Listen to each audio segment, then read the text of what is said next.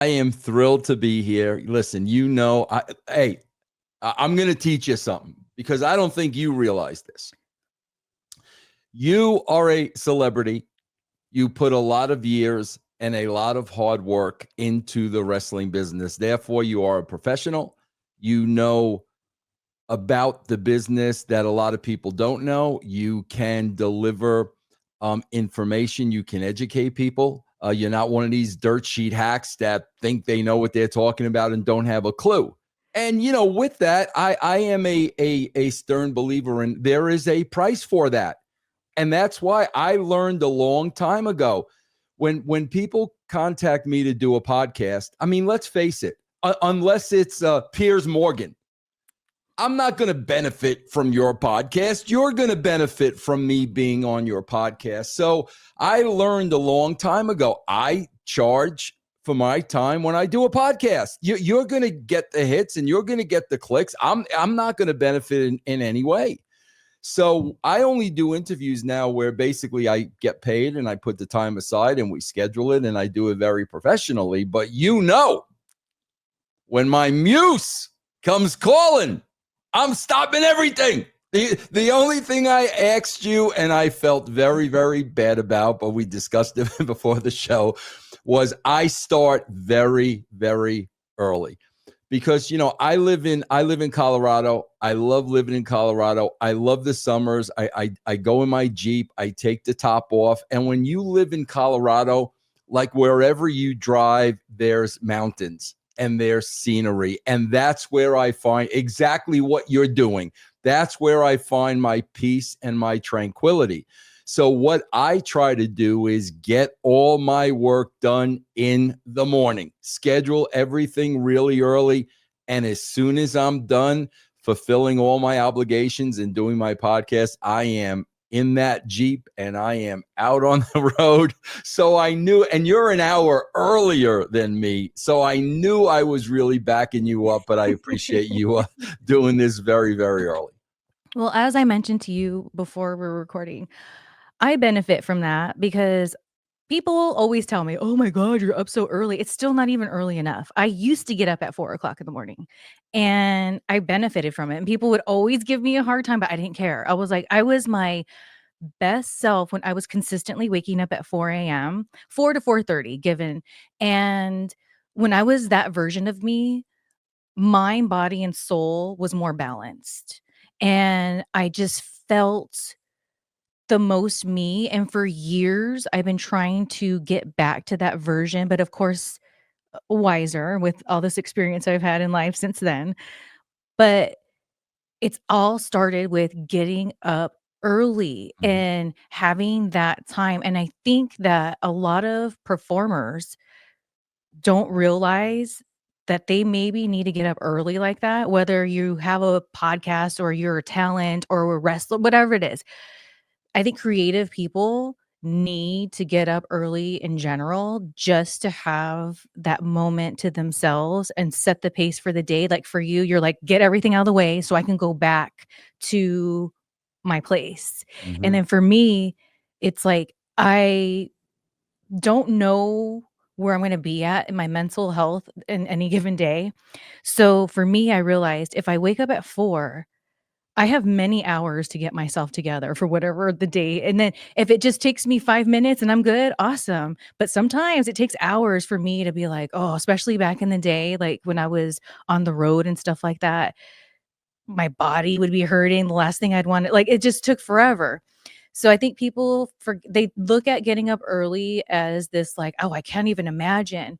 But if you don't have to get up at 4 people, but like just earlier to have that time to yourself. I think that we don't think about those things. And I've always been aware of it because of my mental health and trying to attack. I remember back in like 2011, I was like, what do I need to do? And I was like, dude, I just need to get up earlier.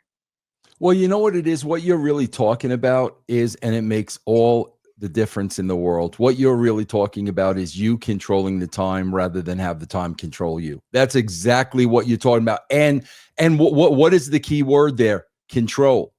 and you can control it. So if you control the time and you know at 8 o'clock I'm going to do this, at 9 o'clock I'm going to do this, at 10 o'clock I'm going to do this, rather than wake up and now it's chaos. Now there aren't enough hours in the day to get done what I need to get done. So it really does come down to control. It really comes down to just controlling your time.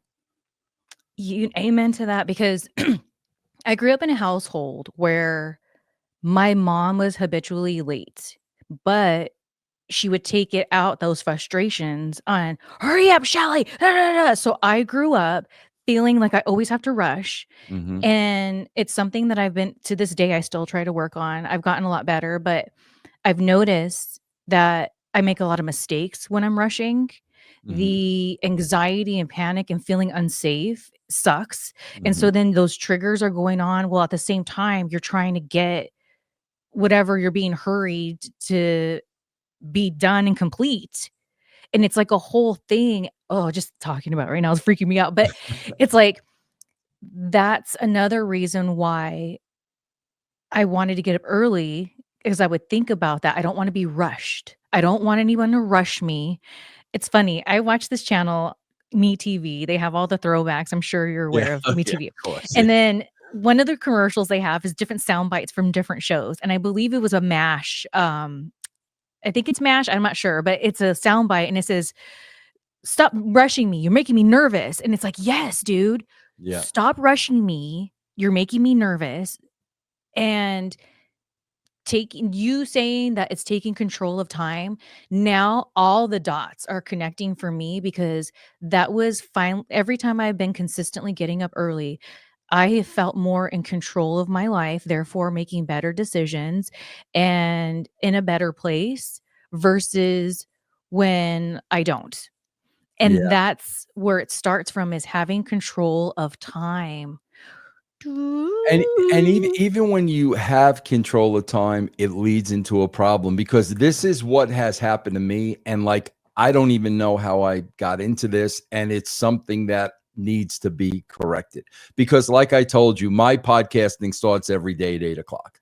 Okay. Whether it's one show, two show, three shows, however many shows I have. And I try to be done by noon. That's what I try to do. I try to be done by noon. Somehow or another, with my schedule over the years, I'm done at noon, but then I got to go back at 6 o'clock and start all over again.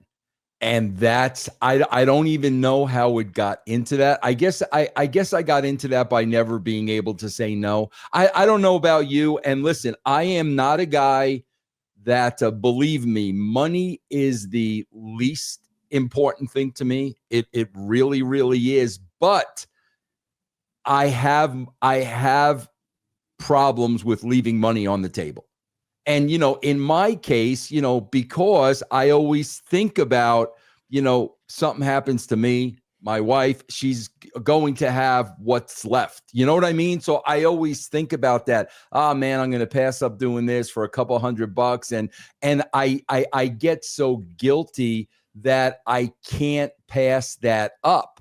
But I am getting to the stage in life, and you're nowhere near this stage. I'm getting to the stage of life. I'm going to be 65 in January, where now my time and the value of my time just supersedes everything.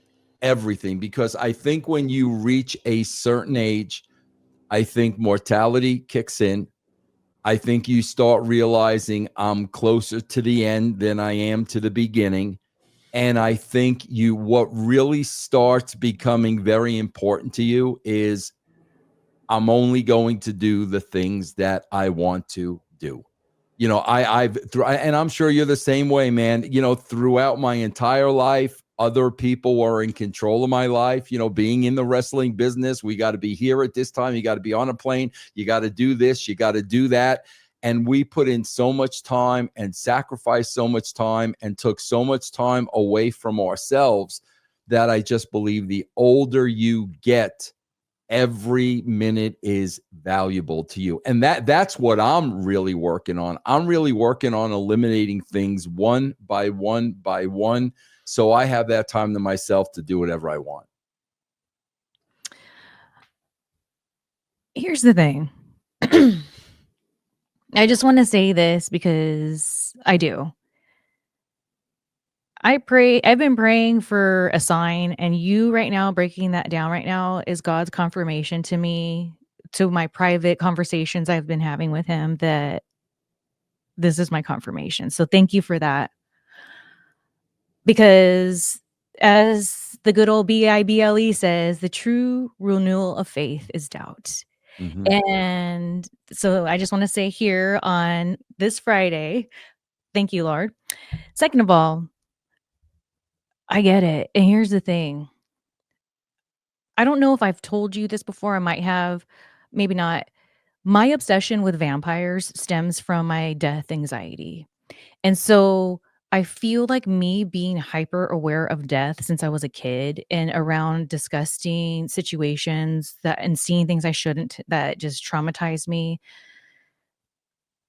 that has always been my thing. That's why vampires to me were appealing because I was like, they don't die. And to me, having that death anxiety since a kid, whatever. So that's in a way what's always saved me, because when I've been presented going down this road or this road, what stopped me going from that road is my death anxiety and everything that comes with it, making everything very real, right? So, going back to what you're saying, I think because I've been so hyper aware of that, in the last specifically 4 years now, 3, 4 years, I'm like totally on that path. And then when I was on that path before, that was the Shelly that I was talking about before that I've been trying to reconnect with that used to get, or that was me in like my 30s, right? And so I've lived that life before, and that's when I was my most balanced. And then life happened, beat me up. I got in a bad mood for all these years after, right? And so I've really been trying to get back to that. And it goes back to exactly what you said right now. I get so caught up because my whole being has always been a hustle, whether it was modeling, acting, or being a wrestler or whatever. So my feeling safe to myself is you can't turn a gig down, like you're saying. Like, Mhm. Mhm. hello, this is what I do. This is what I bring to the table. This is, especially when you have a family, it's like, this is what I'm bringing to the table to help the family out. So it's like inside you, it's your second nature to be like, you can't just be like, oh, so it's a very difficult thing to have to monitor and say, what is worth your time? What am I supposed, and it's not even about that. It's what am I supposed to be doing? Is this an alignment of what I'm supposed to be doing? Because if it's not, like in your case, I'm supposed to be out in my Jeep out there. That's what my true alignment is. So is it or not? And it's a hard thing, especially when you're that hustler and that's what you bring to the table. And I think that's why a lot of people in the entertainment business or any kind of people that have like that kind of mentality in whatever they do for their career, that's like one of the hardest things to do is to truly choose your peace and what brings you everything. And even if that costs not taking that gig over there Yeah. because you feel like, ah, like you said, leaving money on the table. Like Yeah. that's the best way to put it because that's how you're feeling. It's not like, oh no, I don't, it's fine. I'd rather be doing this. That's not what happens. It's like, I'm leaving money on the table. Yeah. Yeah. It's not so simple to be like, oh, la di da. Yeah. So, anyways. We have to have a conversation because let's have a conversation. And maybe this is why this podcast was meant to happen today. And we were meant to be together and talk because you said you have a death anxiety. I've got that same death anxiety. I have been a hypochondriac my whole entire life. I have an absolute fear of death. Now, here's where I get pissed off at myself because you you just mirrored my thoughts and my feelings.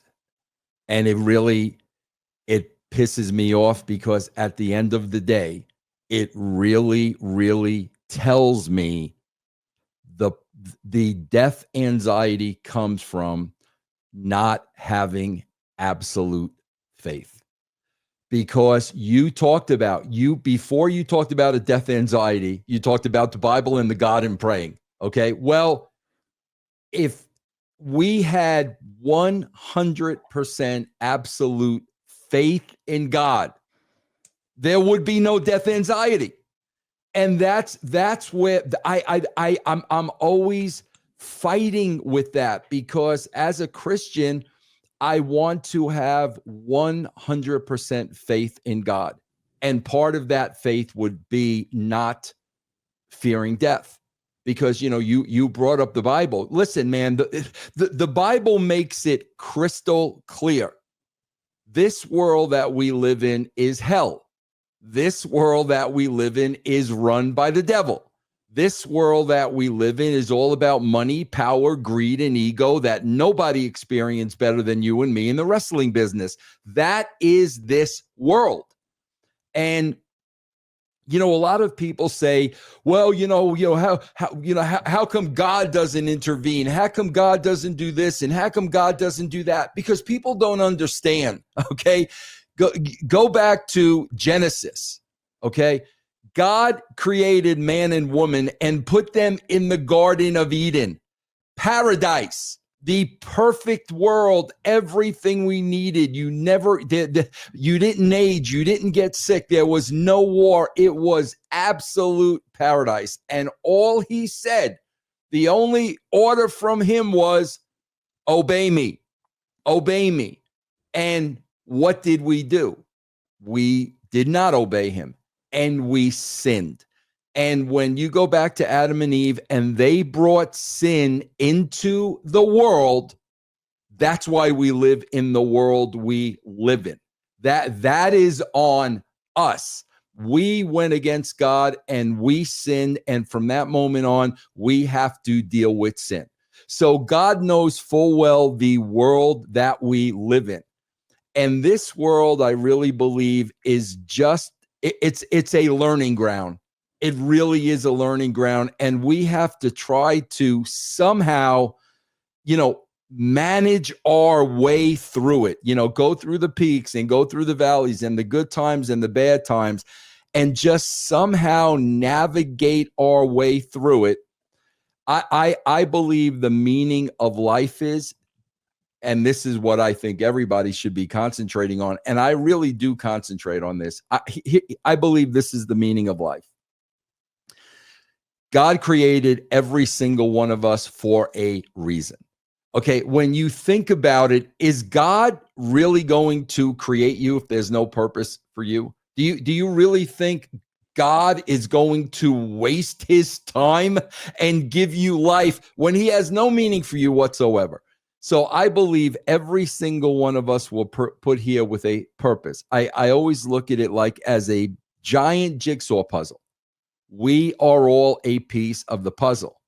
And the meaning of life is to have that ongoing relationship with God, like you said, through reading his word, through praying, and searching, what is it that you put me here for? What is it that only I can accomplish for you and your kingdom? That's what life is all about. And that's what the concentration should constantly be about, is what is my purpose here? You created me. There's nobody else like me. There's a job that only I can do.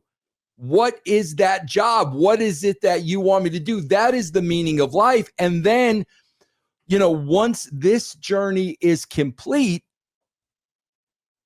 the Garden of Eden awaits us. And I mean, that is crystal clear in the Bible, that we're not living for this life. We're living for eternal life. That's what we're living for. And that goes back to peace, love, understanding, no war, no sickness, no hate, no crime, a perfect, peaceful world. That's where we are going to rest as long as we are believers. So that's why I always struggle with, if that is the case, and I do believe that wholeheartedly, wholeheartedly, then why is it so difficult to get over this fear of death when the reality of it is we are going from hell to heaven? I mean, that's really, my hang up is this, and I want to get your thoughts on this. I think my biggest fear of death is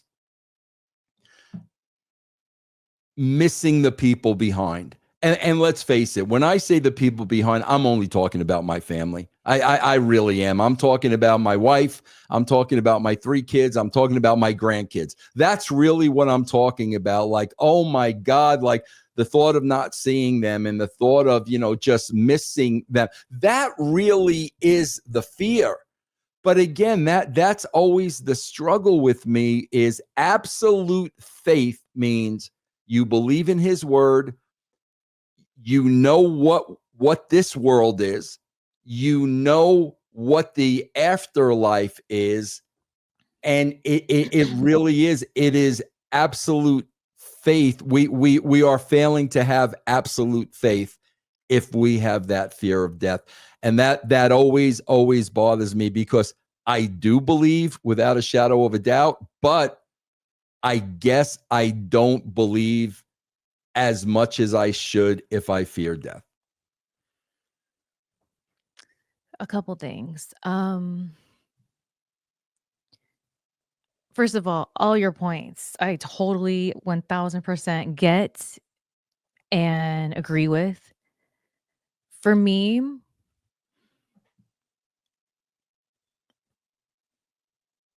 even in my darkest times, I've never not known God to be in my life. I've never been one of these people to be like, and no offense, when I say these people, I'm not me trying to be a jerk, but like, I'm not a person that came to God later in life. I'm not a person that came to God and like late. Oh, sorry, I got thrown off right now. You know what? I'm getting so distracted right now, and I know why. So I'm gonna just take a breath for a second.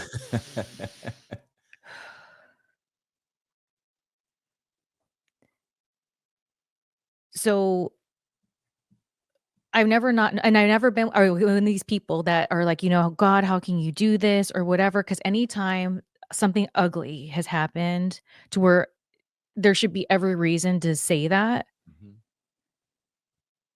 I've always felt like it's somehow, some way God's will. So I've always been that person. mhm, And for me, my struggle is I don't know if I'm supposed to be praying to Jesus or not. Because years ago in 2011, I've always resonated with the Old Testament. I grew up Christian household. I grew up in a Christian school. Um, Even though a lot of it was shady, I'm really grateful because like I said, I've never not known God to be in my life. Like never. Like I've never that's just my relationship with God started from my earliest memory. Like that's just it.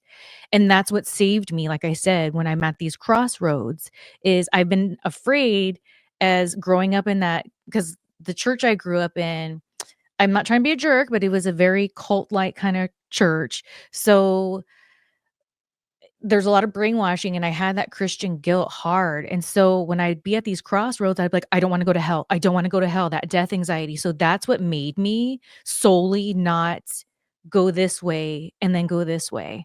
So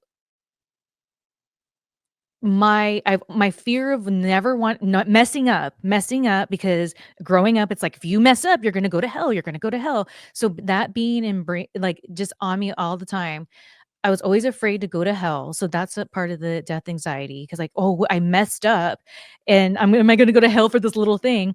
And then when 2011 came around, resonated with the Old Testament. Long story short as I can make it, that's when I learned about the Messianic Jewish community, AKA Jews for Jesus. And there was an app I found at the time because this is 2011. So this is like before apps were a thing.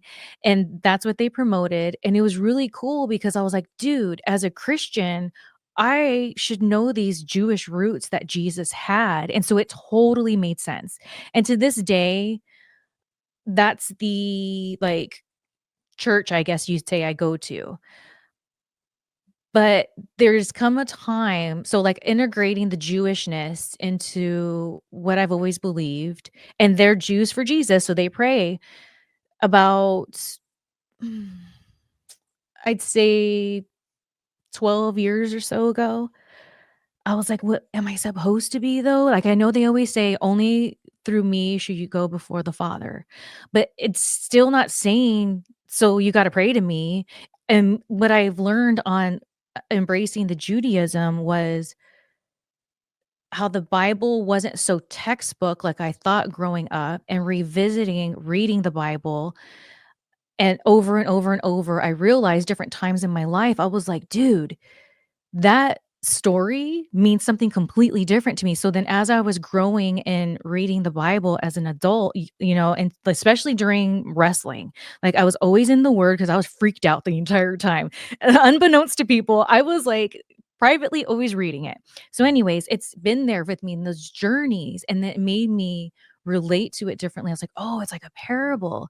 So then when I'm, like, questioning all these things, I'm just like, okay, and then it turned into, when I pray, I'd be like, "God, if I'm supposed to be praying through Jesus, I'm so sorry." Like, I literally say this to him. I'm like, "I'm so sorry. I'm not trying to disrespect you, but, like, I'm also not trying to disrespect you by doing that. Like, I don't know what to do. I need to sign. I need to sign. I need to sign." So that's where my doubting of my faith is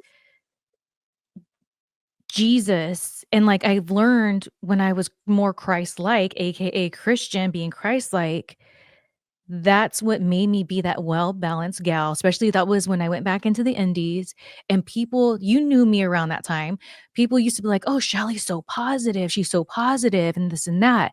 And that's because I knew the Lord was using me to just give lights. That's it, nothing deep. I didn't have to have deep conversations with people, just giving the even if it was just giving somebody a hug and that love radiated, and it wasn't from me, it Mhm, was the Lord. mhm. And I would openly talk about that stuff back in the day too. So, I've been there, but then, like I said, like about 12 years ago, I'm like, "Wait a minute, am I supposed to be saying these prayers to Jesus or not?"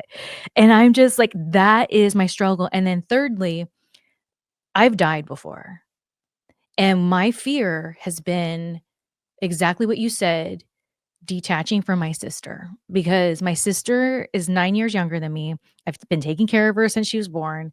We have this bond forever and ever and ever, and my fear was, if I die, what if, like, I don't remember her because it's just a different state of being and this and that, and when I died, it freaked me out even more when I came You back. you gotta talk to me about that for a second. When you say, Yeah. "I died," please explain that before you go further Okay. so I I've been understand. very open about this. Yeah. So long story short, I used to date this actor, and he and we would like to, medicate and have wine. And I remember one night my wine looked weird. I don't know. That's all I remember. I was like, this looks weird.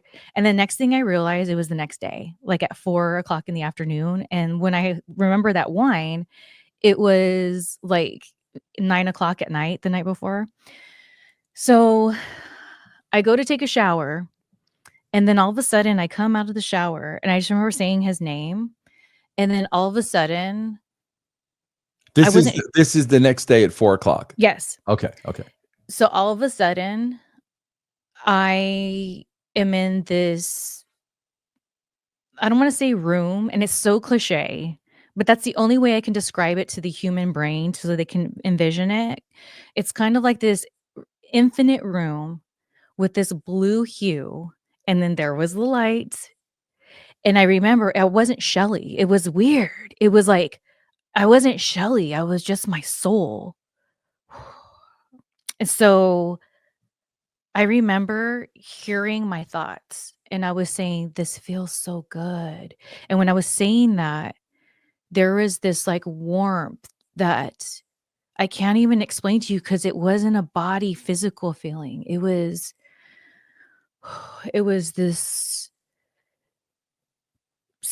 it was just this being, man, and I knew it felt so good. And then it was like, not the thought I had a choice, but the feeling. It was all feelings, no thought. It was just feeling thought didn't exist. Like when I said I could hear my thoughts, it was like it's not like a movie where it was like a narrative. It was a feeling, but the only way I can describe it right now is saying thoughts because there was no words coming out, but it was all feelings. And the next feeling I got was you have a choice to continue to go or to go back. And then I remember looking down and I saw this girl and I felt so sorry for her. My heart broke for her. I didn't know why, but it felt like, oh God, I can cry right now. It felt like she needs me. Mm. So I decided to go back. And then I went like this. And then that dude was over me and he was like, "Oh my God, your body went gray." I don't, oh my, and then get this. He goes, "It was like on my show," because he was on a TV show. And I'm thinking, show? What? So, um, yeah, dude. And so after that, when I registered all that, I was like, I didn't think about Danielle once. And that freaked me out. I was like, does that mean she doesn't exist when, like, you hear you get reunited? Like, is that not true? Or maybe I just didn't go far enough, but it freaked me out to no end and added to my death anxiety. But see, now when you're describing that source, first of all, let me tell you, I 1,000,000% believe that story. There is not a doubt in my mind. I'm sure you've had people, looking at you cross-eyed that you're crazy. No, we've heard that story 1,000,000 times before, and you beautifully described it because what you're really talking about is your soul. That's what it was. It was your soul. But I was getting the impression that when you saw that little girl that needed your help and you felt so bad, I was getting the impression that that was your sister and N- that you were sent back to take care of your sister. That was my takeaway. So what I would say to you is you had the choice, and at that point, your sister needed you. And you saw this little girl down below and you felt so bad. And it was like, I have to go back. And what I would say is when that situation arises again, okay, that little girl might not be there. And you might be able to follow the warmth and follow the light and go where you want to go. And that would tell me, that would be God telling you, she's okay. I will take care of her. I mean, that's how I would look at that situation. So you didn't believe the girl that you were looking at down below was your sister, and that you needed to continue to take care of her. I always was like, oh, it was me. It makes sense. But hold on. First of all, this part I got to edit out. So I'm going to say that. Go ahead. Because you wind up saying to yourself, man, it really can't be that bad if the purpose of this is to bring me closer to God. And that's when you start searching with praying. And like you said, God, what is this supposed to be showing me? What are you telling me through this? What is the life lesson through this that will help bring me closer to you? Because that's this entire journey. We're all working on ourselves. I really believe this. We need to be ready for heaven. Like it's going to be a total, you were there. I mean, what you explained, we need to be ready for that. And this is like a training ground, and everything in life is a lesson. And that's why when you could start looking at the negatives as with that silver lining, there's valleys and there's peaks and there's valleys, but everything is designed to bring me closer to him. So what is he telling me in this experience? And I got to tell you, and this is where the human part comes in and makes it so damn difficult, because we're human. We're human. We're flawed. We're sinners. We're not perfect. And that's what makes it so difficult. But as people that believe in God, what do we always want, which is so hard to do? It is so freaking hard to do. We want to represent God. We want people to look at us and see God through us. And you talked about it when you went back in the wrestling business, whether it's a hug, whether it's a hello, whatever it is, that's what we want people to stop and say, wait a minute, something's different with that person. Because if that were me, I would be really pissed off. And that person's not pissed off, and that person's not arguing with me. And that what that does is that really forces people to examine themselves. If you're in a argument with somebody and you keep that in mind, I'm supposed to be representing God. I want people to see God through me. All of a sudden you're in that argument and now you take the high road.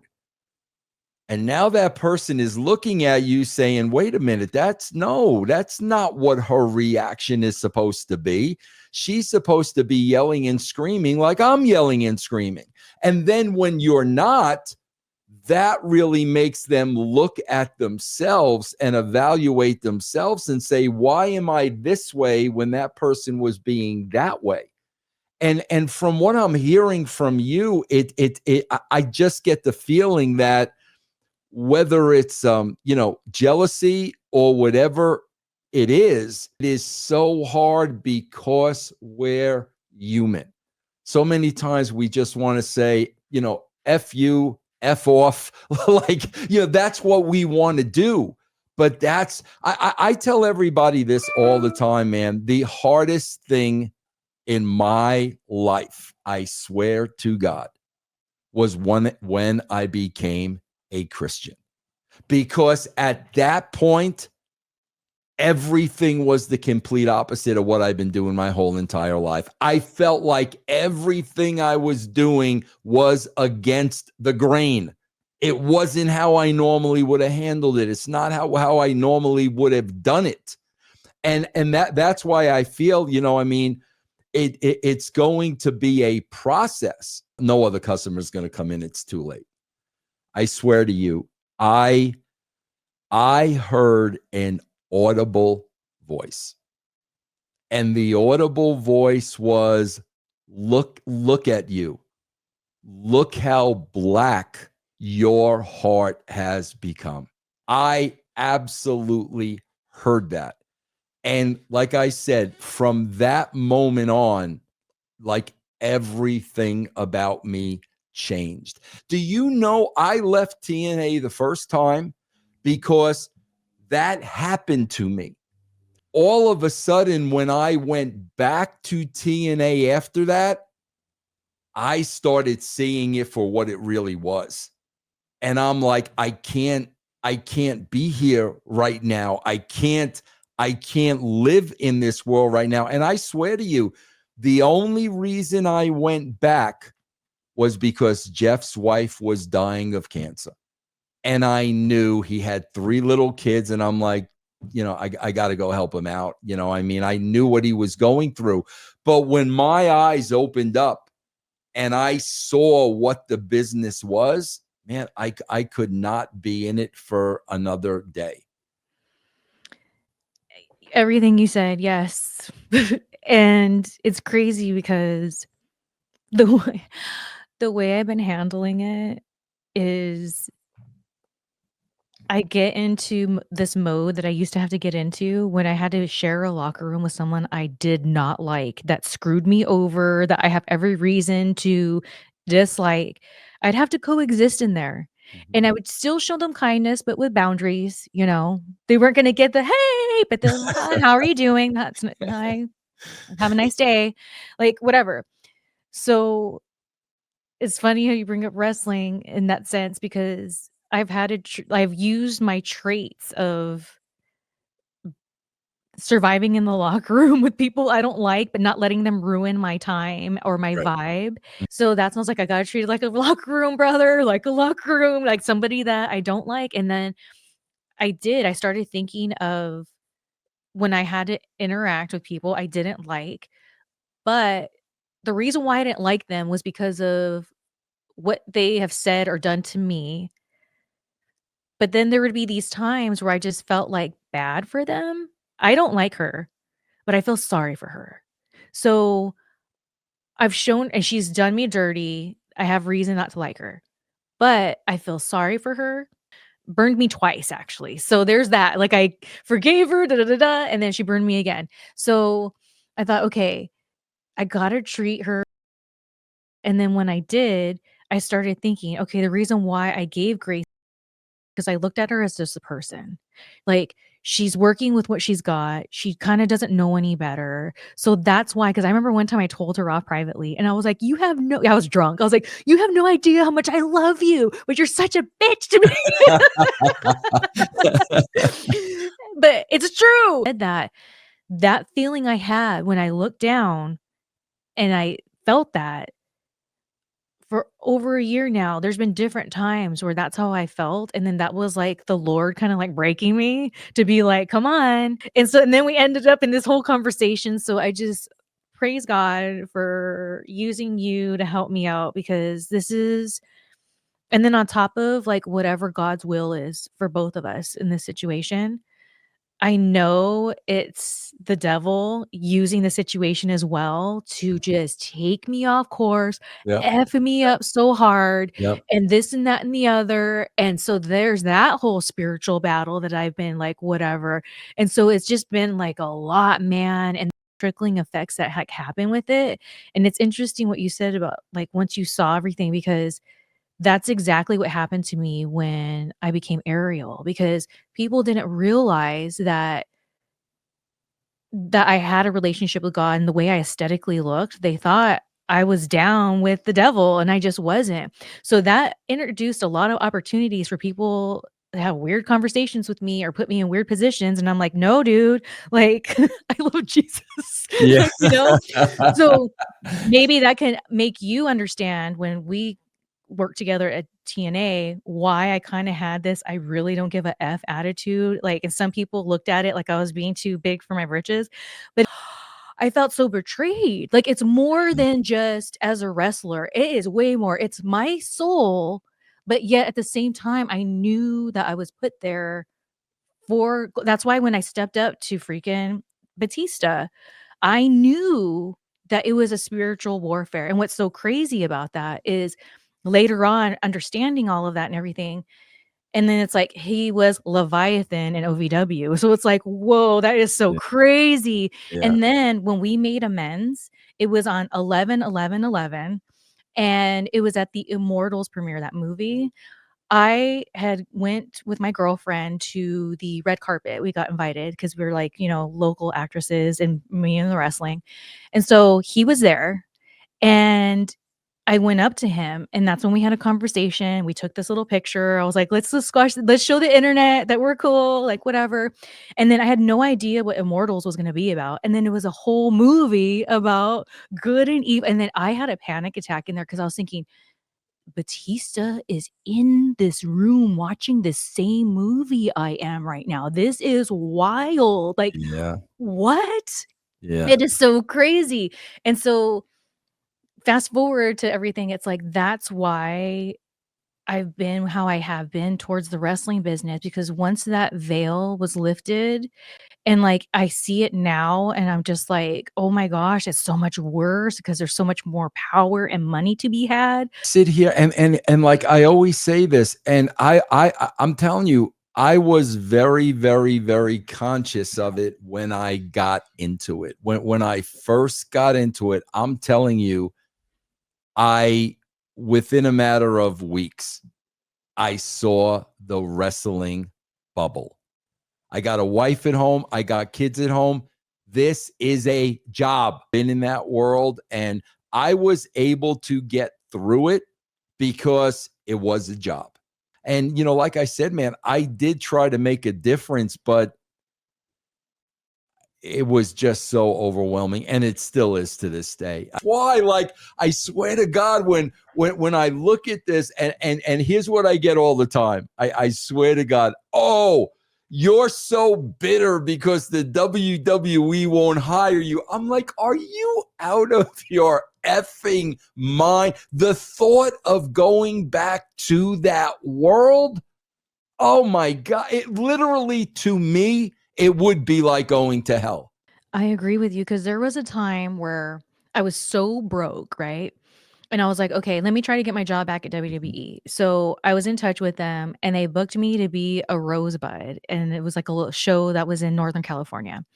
So I go trying to be a good sport, right? I'm thinking, well, hello, I was on one of your main rosters, but I'm a Rosebud, fine. And long story short, the first thing that happens, I open the door and there's, oh God. And he was like, oh, and here's the thing. I'm, I'm human, so I can be a little petty, okay? I like that as much as people try to bring him up to me, unlike Batista, because no one brings me up to Batista, I'm pretty sure of that. But people without realizing it, bring me up to him, but it's not like fans. It's like people who like know both of us somewhere, know like some model girl or some actress or some musician, and they're like, "Oh yeah, my friend Shelly Martinez." So, and then I always get back, his face like went white. So I like went through and I just all the I'm sorry, but the fakeness and the brother and this and that, and I was like, oh. So I went into the locker room, ate an edible, and put vodka in my Gatorade, and just went from there and had a good old time. I was Yeah. like, "Hey." And so I went up to people that I had grievances with, except Chris, and, I hashed things out with them. I was like, like I confronted some people and like we had positive conversations. There was one girl I really owed a apology to because back in the day I stiffed her really ugly. And when I first saw her, she's like, you're the first person to ever give me a concussion. And I was like, oh my God, like no. So I was able to squash a lot of heat. I went out there and had a fun time being a rosebud. But my point is, I thought it had changed, and I thought, "Oh my gosh, here's my chance." And when I saw that, even though I shouldn't have been drinking the edible, I don't regret, but the drinking, I shouldn't have done. That's unprofessional. So it's like, it triggered me though, and then what did it do? It put me right back into the, like, I had to lower my vibration by having some alcohol because the only way I was gonna be able to survive the rest of that day was I had to lower my vibration. Lower my vibration by having some alcohol because the only way I was gonna be able to survive the rest of that day was I had to lower my vibration. Yeah. And that's what wrestling started doing with me is like, Yeah. I started drinking too much because I kept feeling like, "Oh, I gotta lower my vibration," and like, to be around these people, the only way I can be at least pleasant to some of these people, I gotta take a shot, boom, okay, and then like, "Oh." So It's funny, even bringing you even bringing you back to be a rosebud. That's to humiliate you. I That's to, know. that's what I love about the wrestling. I swear to God, the one thing that makes me go hysterical is always this: they test you. I'm like, it's wrestling. Who are you testing? Who are You're you testing me in testing? professional wrestling? Like, are you out of your mind? It's yeah. It'll never change, man. It's just different people, man. Here's the test. The test was when I was Ariel and I pulled through and I got released for not related to me not being able to whatever. That was the test. Like test passed. Like okay, there's just one question I have for you.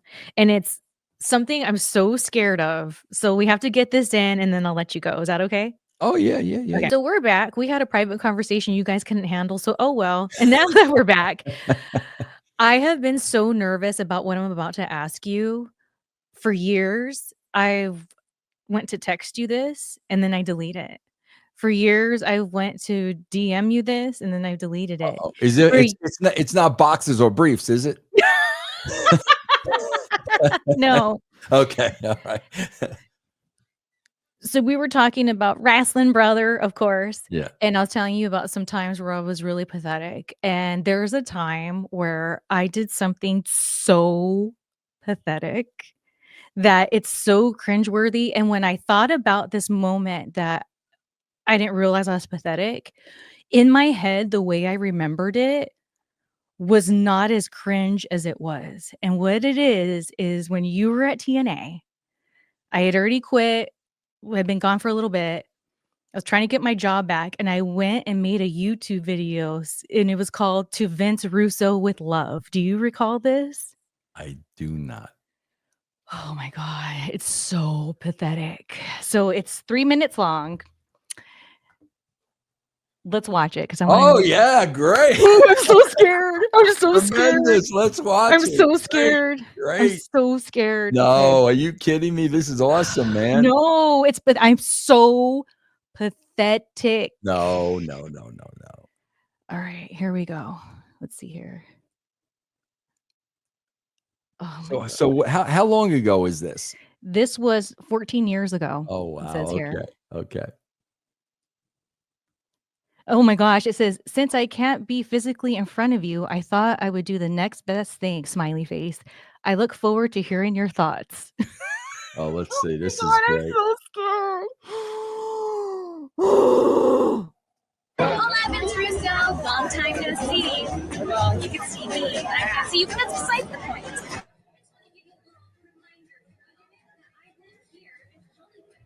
I can't really hear it. Is there any way you could turn it up? See here. Do I? I could hear it. And here I am on Hollywood Boulevard, where the stars hang on every day. Like today, the Captain America premiere. I should be on that red carpet as well now, don't you think?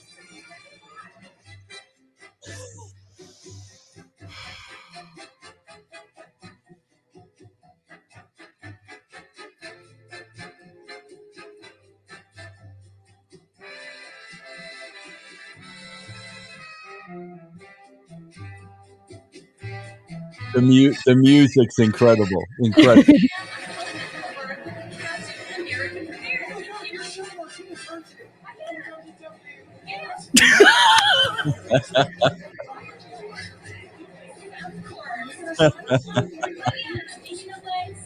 Even Superman wants my That's- greatest wrestler in the world.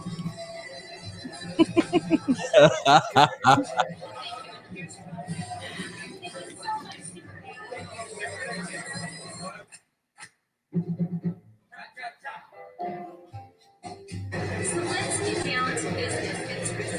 Let me tell you something. I thought, what better place in Hollywood to be than a Marilyn Monroe star with a Hollywood Walk of Fame? And to pitch you an idea is so money, you don't even know it. So picture me, right? Hernandez is come on, ready to go out to the ring. Hit his opponent. I come up with sombrero and all, as Selena's had at all times. And I'm not good enough, and I left him. And who am I to do all these things? And that's when I send just deteriorate right in front of your eyes, and then you see Serena and Rosita. And what Cookie sees that she wants to be, No. that's what a tag team is. Let me tell you something. Anytime I've been at an event where me and Cookie are at, whether it's the Wrestle Reunion or any other sightings, I say, when are you guys going to tag team?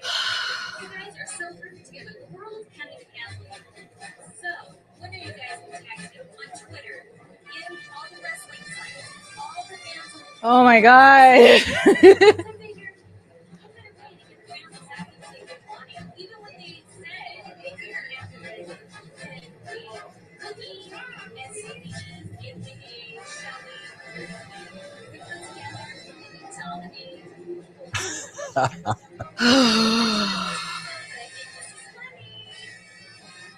Can I tell you what really sucks about that? Can I tell you what really sucks? What? I never saw that. Oh, thank God. Thank God. No, not thank God, because that somehow, I don't know if you used the TNA email address. I don't know what you used. that never made its way to me, because if it made its way to me and your name was on it, I would have definitely watched it. And I'm just telling you honestly, that would have been so over with me for a couple of reasons, and I'm being as honest as I possibly can be. First Okay. of all, you know I was always a fan of yours. You never had any heat with me ever whatsoever. And number two, I would have really, really, really appreciated the effort. I really would have. And now I'm just kind of pissed off because I never saw that. So, I mean, what happened? Did you ever make your way back? No, never. I kept trying to go back. Here's the thing. So when I realized, no, this was before. Okay, yeah. I can't remember the timeline. If this was when I realized that, no, I was trying to think. Okay, anyways, I was trying to get my job back. End of story. I was super. Wait, hold on. Please refresh my memory. Why did you lose it in the first place? I quit. Okay. And the reason why I quit, when I first signed my contract, I remember at the time I was friends with Nova and he was working office for WWE. So I really took like his advice serious. So I was like, dude, they're hardly paying me anything in this contract. And so I sent it over for him to look at. And he goes, just sign it and you can always renegotiate. And I was like, okay. So I signed it.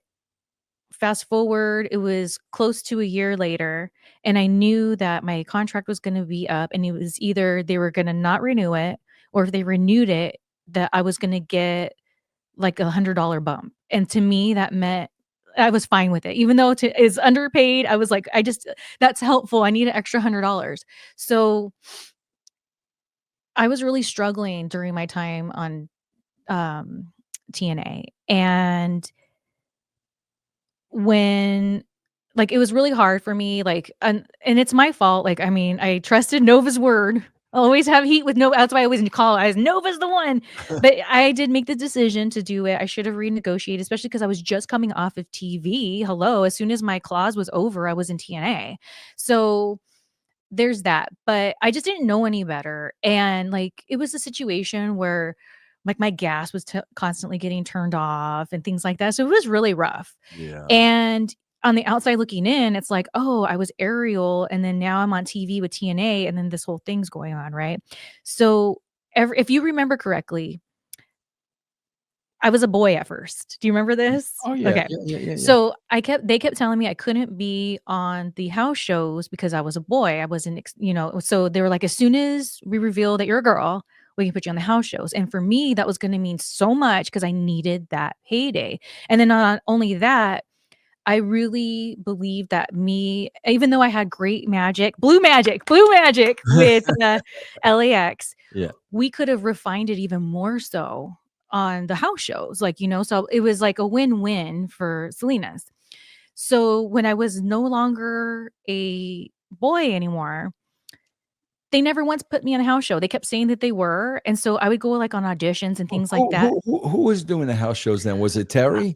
I don't remember. Maybe. Yeah, I I just don't know. remember they kept telling me that I was gonna be on the house shows. Okay. So, because what I was doing up until then is I was hustling here in town in Hollywood. Sometimes I would land from coming home from TNA right to auditions, like, Yeah. no shower or anything. Like, I was hustling because I needed the money. Yeah. So and then I had that good TNA credit of, like, "Oh, I'm currently on TNA going for me," you know? So I started dwindling those down because they kept saying I was gonna be on these house shows, and I just never was, and I remember even Homicide would, like, go take up for me and be like, Yeah. "Hello, she needs to Yeah. pay her rent, like, come on." And they kept saying that they would, and the last minute, they would always have a reason to take me off. And then I got offered a lead in this film, and it was for 2 weeks that we were no, sorry, for 1 week that we were shooting, and at the time, LAX was feuding with Team 3D, and there was a pay-per-view coming up, and then after that pay-per-view, that was the week that I needed to be available for the shoot. So I asked Terry Taylor, I was like, "Hey, what if Bubba and Devon put me through a table at the pay-per-view and then I can be off of TV for the week? I can go film this film and then come back."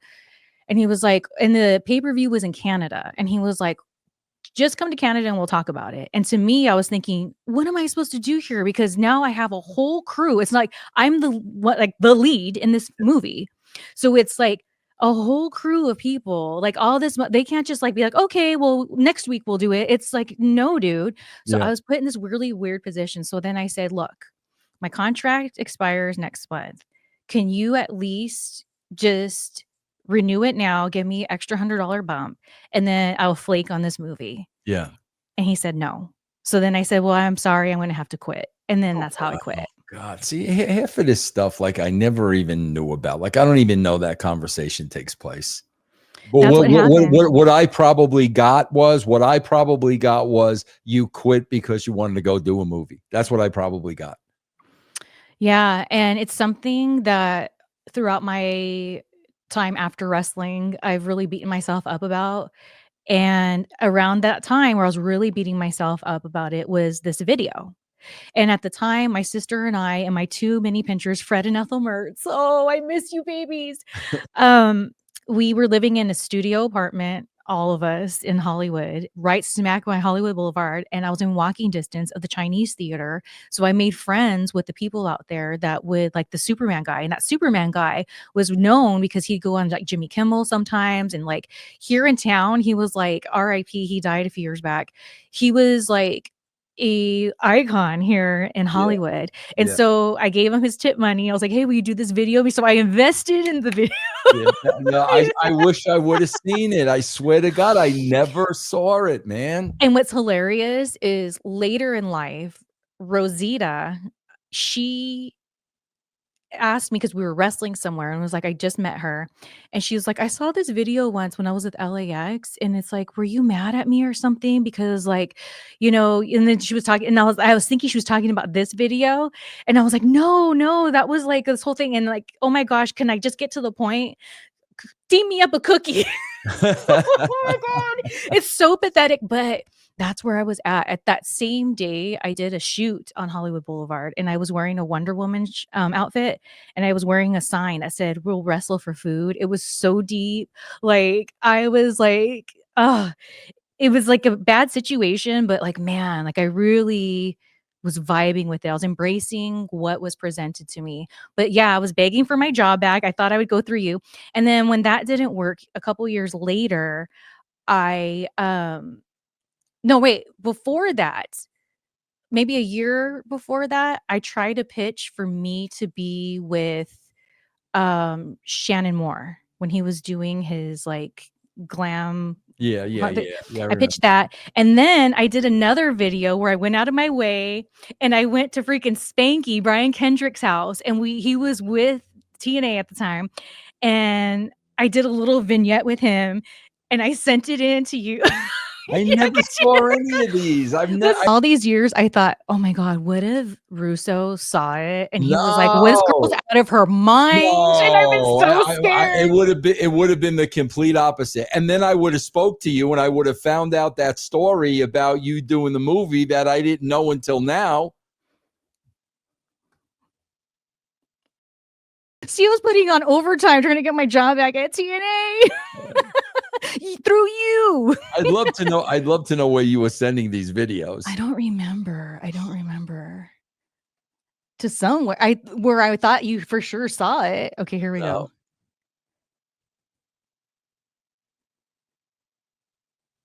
Let's just get to the Brian. Wait, is this the right one? Best day ever. Oh, here we go. Last time you saw me, I was trying to find Brian Kendrick, and I was at that GXW show, and I was so close. Well, he just left. But you know what? It's okay. I am a firm believer. All of you guys know I'm a firm believer, and everything happens for a reason. Really excited. I know, me too. It's the best day ever. Yeah. Rolls right down. Oh gosh. Yay, we're here. Hey, give us go. It's all good. You sure? I mean, there's a pizza stand down the place. I know, and we'll get pizza. Okay. When we get this whole thing with Brian, we'll get pizza. We'll celebrate after. Okay. Hey, pizza's sounding really good. I know, we'll get it. Number. I don't recognize it though. I know, I don't answer those either. I really should. Sometimes I should, but like, I don't know. I got bills, you know. Me too. With voicemail. Oh, really? That's why you know it's like not all the way shady. Like, I have no idea where this is going. I just remember the Brian Kendrick part. Okay. Okay. Here we go. Here we go. Oh my gosh, Brian! Finally! Shelly. Oh my gosh, Brian! Finally! Oh my How you gosh! been? You have no idea. I have been searching for you, and it's like totally meant to be that like this is happening right now. You know, You're flattering. I'm telling you, like I just want to tell you something. Like I don't know if you know this, but like back in the day when UPW in those days, like I used to see you, and I just like there were stars in my eyes. It's true. For real, stars. You know why? Because Why? it was like the passion you had for wrestling. I hear like you were sleeping in cars and like I wanted to be a wrestler. I wanted to be a wrestler. And here you are. And like, oh my God, it just took my breath away. So like throughout my career, it really stuck with me. And I made it. I mean, we know what happened. You were there, but I made it. You did. You've done great. I'm just the guy. But still, you're the guy. You were the guy that like I'm the girl to say that I did make it. Yeah. No, you did great. I'm the girl to say that. Get to the point, Shelly. You've always been a leader. Serious. You're the leader. Thank you, Shelly. But the thing is I think you're missing something. You need somebody to be like me. I believe in you. I was successful at being a wrestler, and it was because of you. Oh, it's because of you. This was the pitch. Part of because of you. And now I'm here today to tell you I want to help you. Let's show them the leader you are. If I help you, everyone's going to know. Everyone. The internet, there's people, we talk about you. We talk about you all the time. Nice. All the time. But they need to know. Because they've never given you the credit you deserve. You slept in cars. You starved. You slept on people's floors. Yeah. Not everyone in this business has done that. That's why I always talk highly of you. I just did what I had to do to be a wrestler. I know. So that's why I want to help you. What are you thinking? You just tell me yes. And we'll go from there. Think about it. Think about it. Oh man, I swear to God, I wish I would have seen these, man. Seriously, because it's funny because what's he doing nowadays? Do you even know?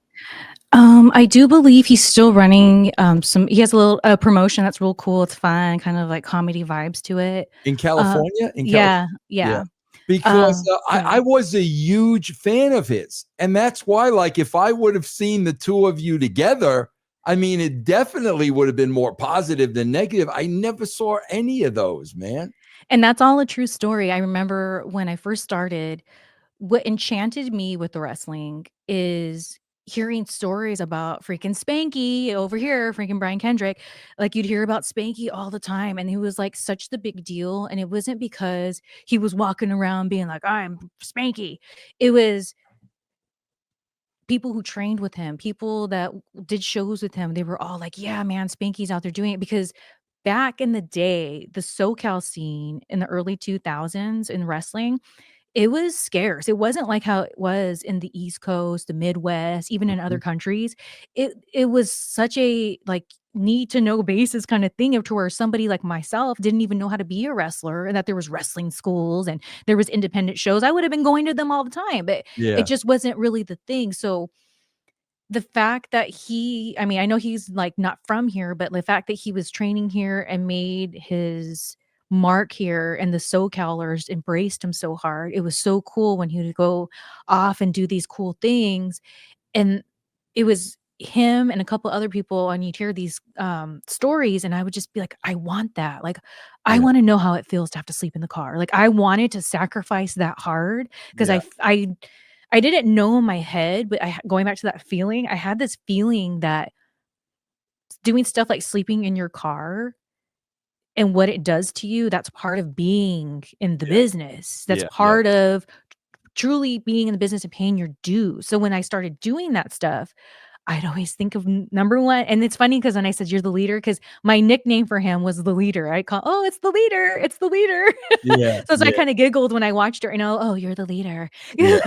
Oh, God, that was good. That was great stuff, man. I wish I would have seen it. The end was to the point finally, but I remember now it was supposed to be a whole thing where I was always looking, and that was the truth. At that time, no one really knew where Brian Kendrick was because he was kind of a low profile at that time. Yeah. So I literally was looking for Brian Kendrick for a while, and then he went to TNA, and that's when I think he had been there for a little bit, if I remember correctly. And then maybe there wasn't much going on, or I don't know what the case was to where I was like, "Hey, I have this idea." And then like whatever, whatever. And then that was the little video I did. And that footage of me at a show, I was wrestled at some show and I asked those people, I was like, "Hey, I'm doing this thing where I'm like looking for Brian Kendrick." So it was like a whole Oh, master that plan that's thing I great. did. That's It was great, man. unbeknownst to you and to Kendrick until I told him about it. And then we did that little video. Yeah, more people should do that. That's great. I love that stuff. Anything that's different and creative, I love that stuff. And those sunglasses were way over with me, man. I still wear those types to this day. Yeah. But oh my gosh, I all these years have been so scared for that first one to No. ask you. Oh, you probably sent it to like a TNA, like maybe a Vince Russo TNA thing that like I probably never ever used. I don't remember. I just Yeah. remember feeling full-heartedly that I sent it to you and I was stalking you with like my content to try to Oh God, I wish I would have seen it. Really, that was awesome. I guess it wasn't meant and that's fine, but Now you know. Now now I you know. know. Yes. And knowing's Yes. half the battle, right? Yes. Yes. Yes. All right. Well, I've taken up a lot of your time. Where can people see all your stuff? Yeah, go to right now. I've been doing podcasting now for 10 years, russosbrand.com. And if you go to patreon.com/Russo TWC, you can get a free week and try us out. Patreon.com/Russo TWC. All right. Well, there you have it, you guys. The king of the podcasts, the king of controversy in wrestling. But I know him as my homeboy, my friend, Yes. Mr. Russo. Always.